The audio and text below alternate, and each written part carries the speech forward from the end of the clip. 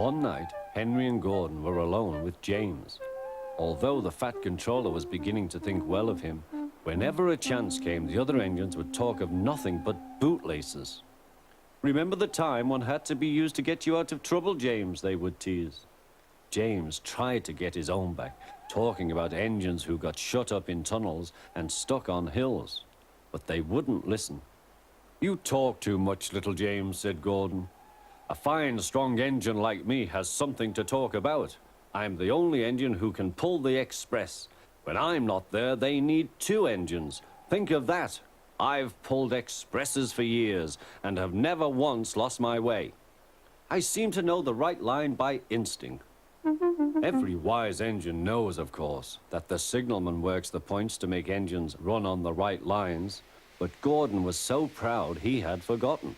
"Wake up, James," said Gordon next morning. "It's nearly time for the express." "What are you doing? Odd jobs?" "Oh, well, we all have to begin somewhere, don't we? Run along now and get my coaches. Don't be late." James went to get Gordon's coaches. They were all shining with lovely new paint.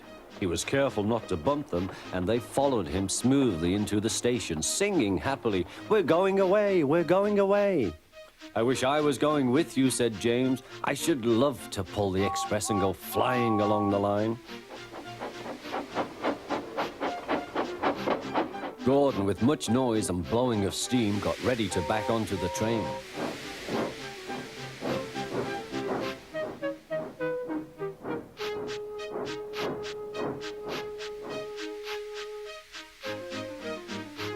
The Fat Controller was on the train with other important people, and as soon as they heard the guard's whistle, Gordon started. Look at me now," he puffed, and the coaches glided after him. "Poop, poop, poop, poop, poop. Goodbye, little James. See you tomorrow." James watched the train disappear and then went back to work. He pushed some trucks into their proper sidings and went to fetch the coaches for another train. James had just brought the coaches to the platform when he heard a mournful noise. There was Gordon trying to sidle into the station without being noticed. "Hello, Gordon. Is it tomorrow?" asked James. Gordon didn't answer. He just let off steam feebly. "Did you lose your way, Gordon?" said James. "No, it was lost for me. I was switched off the main line onto the loop. I had to go all round and back again." "Perhaps it was instinct," said James. Meanwhile, all the passengers hurried to the booking office. "We want our money back," they shouted. But the Fat Controller climbed on a trolley and blew the guard's whistle, so loudly that they all stopped to look at him. Then he promised them a new train at once. "Gordon can't do it," he said. "Will you pull it for us, James?" "Yes, sir, I'll try." So James was coupled on and everyone got in. "Do your best, James," said the Fat Controller. Come along, puffed James. You're pulling us well, sang the coaches.